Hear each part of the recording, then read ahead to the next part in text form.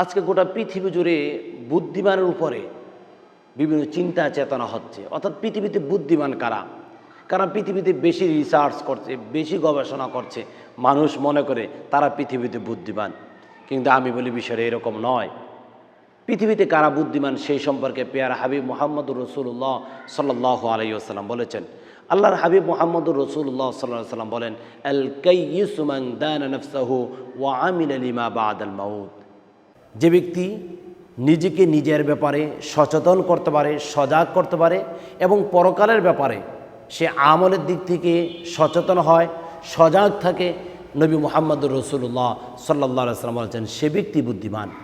আজকে যারা নিজেকে আল্লাহর দিকে শপথ করতে পারে নাই, আজকে যারা নিজের হিসাব নিজে করতে পারে না, পরকাল কেন্দ্রিক নিজেকে গঠন করতে পারে না, তারা নিজেকে বুদ্ধিমান দাবি করে, একটা বোকামি।